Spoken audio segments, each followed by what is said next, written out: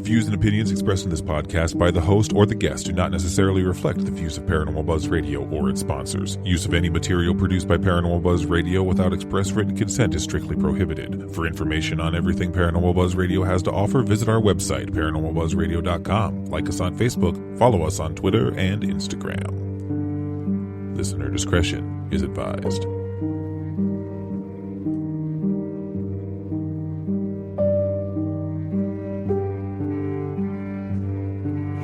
Hi, I'm Caitlin Russell. Welcome to the Healing Light Podcast.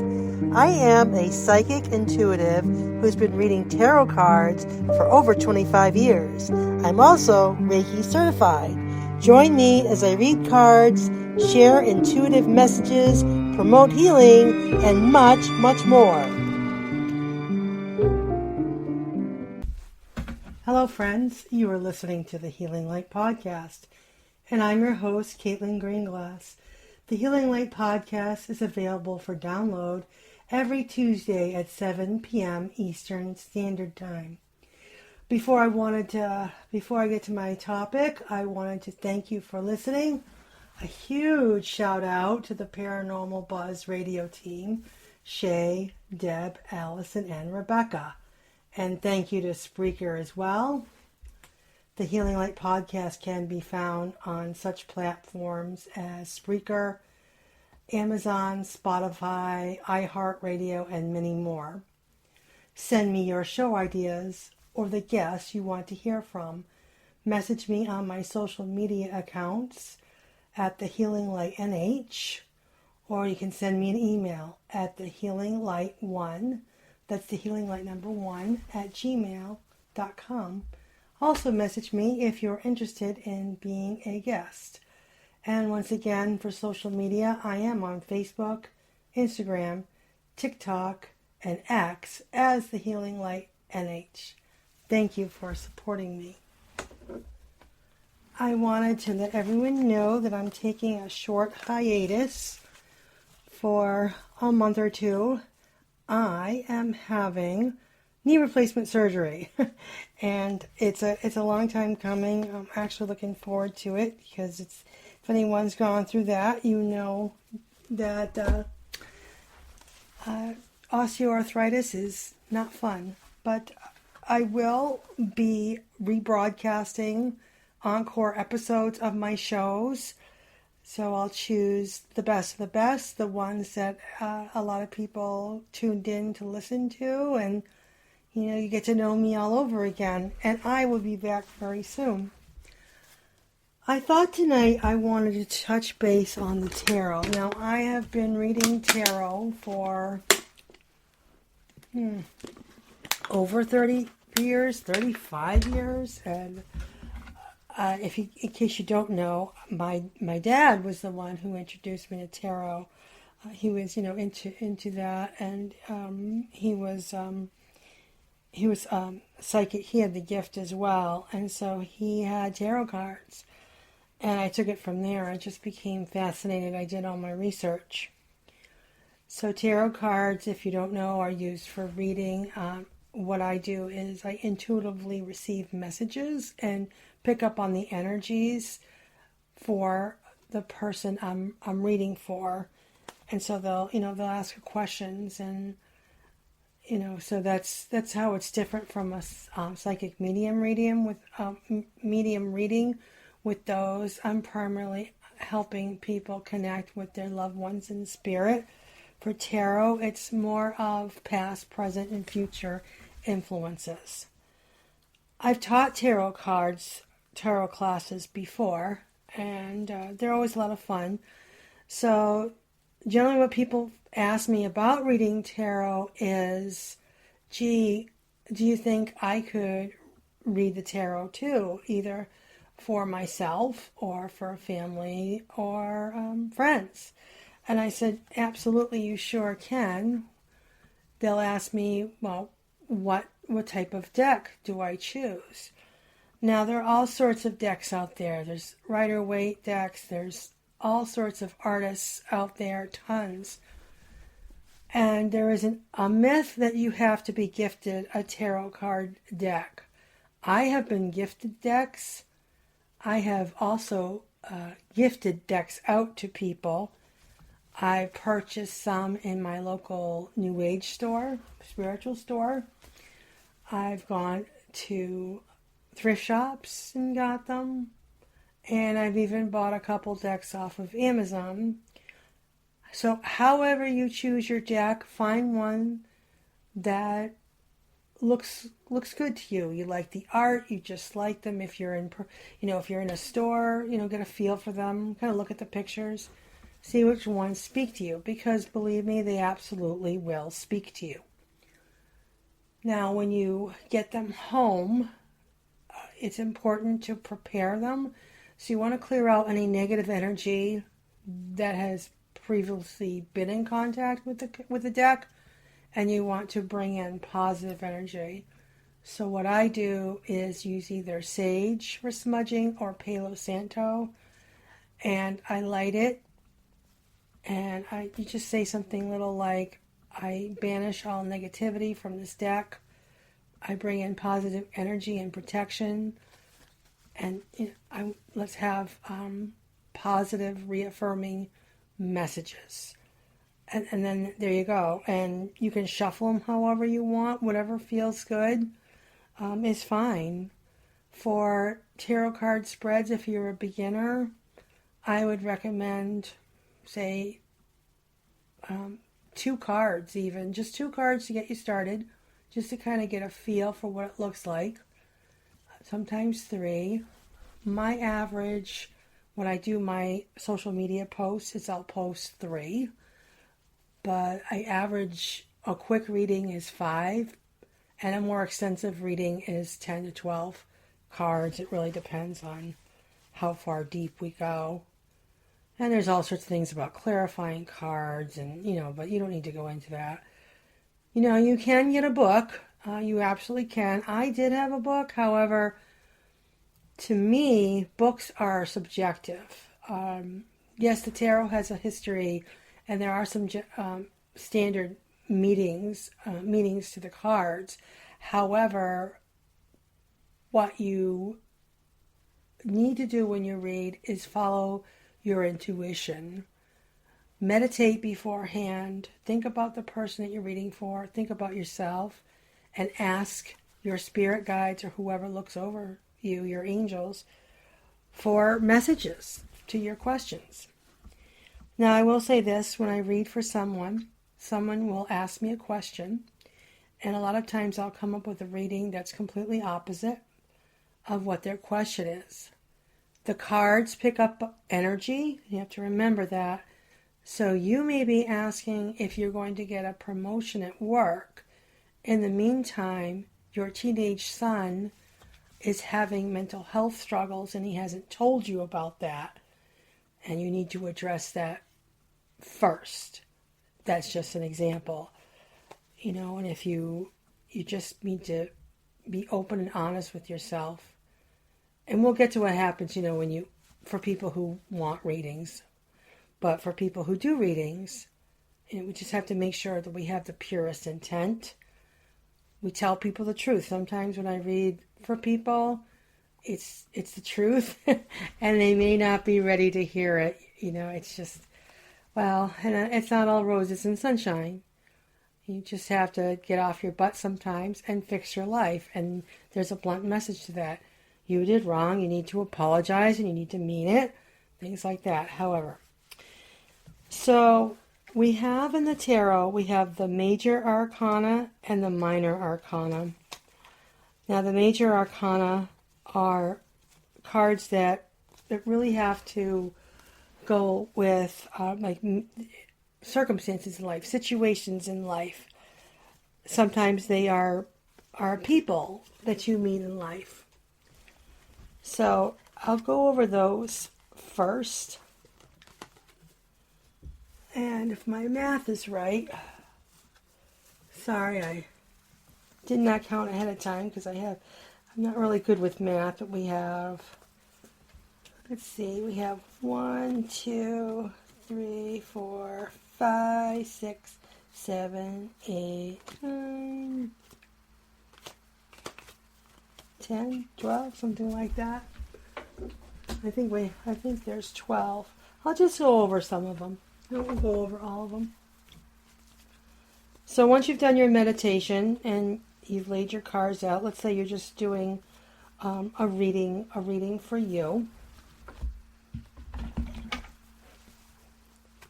You can start off. I started off with major Arcana cards. It was just, that I was just drawn to them. There's no rhyme or reason. It was just what I choose.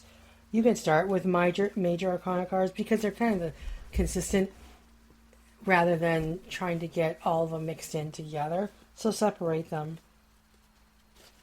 So the Lovers, and a lot of the tarot cards that have meaning on the cards, what they represent, are not always what they are. They have double meaning.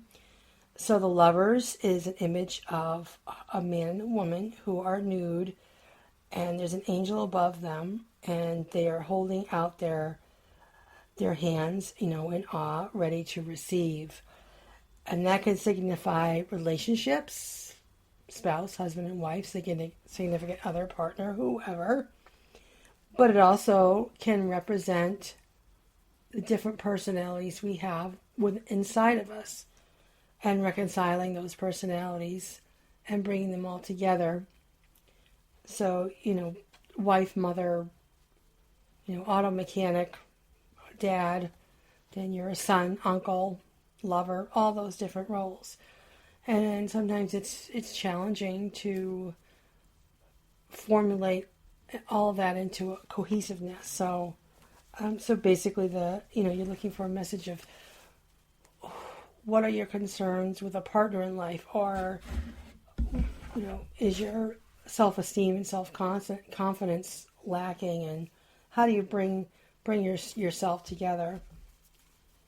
Another great card is the Star, and I call it, I nickname my cards, some of them, I call it the self-care.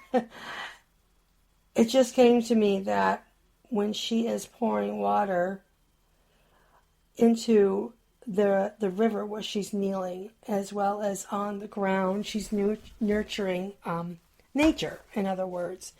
So you nurture your soul, and self-care, I've always said, is not always about bubble baths and reading a book and lighting candles, although reading a book is actually a good thing to do. But it's making sure that you take your medications daily. It's making sure that you brush your teeth, you shower, make your bed. All that is self-care. Take some time out. Take 5 minutes to do some quick meditation, breathing exercises. Get out in nature. And, that's when you recognize, when you're doing a reading for yourself or someone, that they have not been taking good care of themselves, their health, or their mental well-being. Another great card is the Magician. Now, the Magician has all the suits of the tarot. So he has a wand in his hand, and he has a cup, and a pentacle, and a sword. I'm sorry, he's holding a wand, and there's also a wand at his side. So what I see the Magician as, someone who is the master of their destiny. And when I say master of their destiny, I don't mean that you are destined to be one way or the other, but you can create your future. So if I'm reading for someone, it's saying that you think that you're not in control, but you really are. You're the one who can create any life that you wish. It depends on what you want. Now the Devil. This is a card that's kind of hard to look at. It's my least favorite card in the tarot deck. To me, it's dark. The passion is there, so it could be something that you're very passionate about, or someone you're passionate about. But it also can signify someone with an addictive or personality or destructive personality. This is, when I see this in a reading, I have to question what someone's motives are who are around you and what their energy is because it's kind of a dark energy. So now when it comes to, passion, that's always good, but passion by itself can, and it's not paired with, long-term love. I mean, that just peters out after a while. So, I mean, sex is great. I'm not going to lie. I'm just saying that if your focus on this person is on the physical side, but you're not investing on the mental health of yourself or this other person, but you know that that's something you need to do, then, that can cause, unhappiness. But sometimes people just like to be passionate about someone, and then and they're not, they move on, which is fine. It's just to the extreme is what I'm saying. Okay, another misunderstood card when you first look at it is the Death. So Death is actually one of the best cards that you can get in the deck. It means you can completely reinvent yourself, like the magician. So it's similar along those lines. So you have the ability, though, you made some you really fucked up really badly. You said something to, wrong. You said something bad, hurt someone's feelings, or you didn't get the promotion that you had your heart set on. Maybe you are newly divorced, whatever it may be. Maybe everything is great, but you want a new adventure and you move, halfway across the United States to start something new. So this Death card says, yes, okay, so that is something that you're able to do to completely reinvent yourself. The death of the old you and the birth of the newest version of you, kind of like me, Caitlin 2.0. Some things will never change, and at the age of 55, there are some things that I'm sorry, but I'm not changing. That's what happens when you get older. But, I've reinvented myself several times. I really have. Okay, so the Fool. That's a fun card, but it's an interesting card because, it's tough to say because he's on the edge of a cliff. He's got a dog by his side. Is the dog happy, or is the dog warning him like, hey, you're about to walk off a cliff, buddy? And he's got his head up and he's got a flower in his hand and he is just happy. So the question is, do you hop off into the unknown, or do you take a step back before it turns into disaster? This is definitely a card. A lot of them are anyway, but this is one of those cards where you want to look at the surrounding cards and see what other influences and messages are there. Because are you being completely idiotic and doing something blind and, with that's going to be consequences? Or sometimes there's no safety. Sometimes you do have to take a risk because you don't know what's happening. I've done that before. Just applied for a position, and that was risky because I was comfortable where I was, and I didn't know if I would be promoted or not. And I was. I'll do one last card. There's more, but I'll continue this series as well. We'll go over more cards. The Tower. Again, another misrepresented card. And I have been guilty of this. But I really just did a lot of readings. I did readings for myself and to kind of understand it better. So the Tower is supposedly the worst card. Everything disaster, floods, earthquakes, murder, mayhem, all that stuff. No, again, this is kind of before the Death card. So it's your life maybe, and your life may have totally fallen apart. You may have hit rock bottom. That's true. or you're starting fresh and new. But again, this is your chance. This breaks down everything. Okay, everything's out in the open. Everything's out. You've done the worst of the worst, whatever that may be. And it probably wasn't even that bad. We tend to just beat up on ourselves way too much. But the Tower is saying this needs to happen. You just totally came to the point where you said, you know what, I've had it up to here. This is my limit, and I'm done. And everything just fell out. I can absolutely relate to that.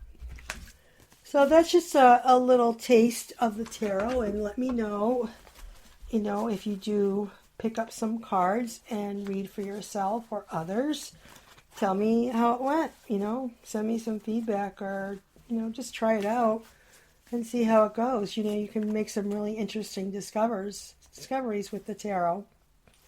So, yeah, and they're really interesting cards, and I have the Rider-Waite, but I don't have the box anymore, but it's really great art, the Witches one. And then I have my own personal one, the Gilded Tarot. And this was what a psychic friend of mine, she's my mentor as well, told me, that you should always have a deck that's just for you, that you don't read for anybody else but you. So I do have that. So I use that just for me. So anyway, well, this has been Caitlin from the Healing Light NH, as well as the Healing Light podcast. So once again, this show will be available for download on Tuesday, October 22nd, 7 p.m. Eastern Standard Time. And then I will have some rebroadcasts, and hopefully I'll be back sooner rather than later. Thank you again for listening to the Healing Light podcast on Spreaker. Thank you to everyone from the Paranormal Buzz radio team, and I will wish you a great night. Thank you.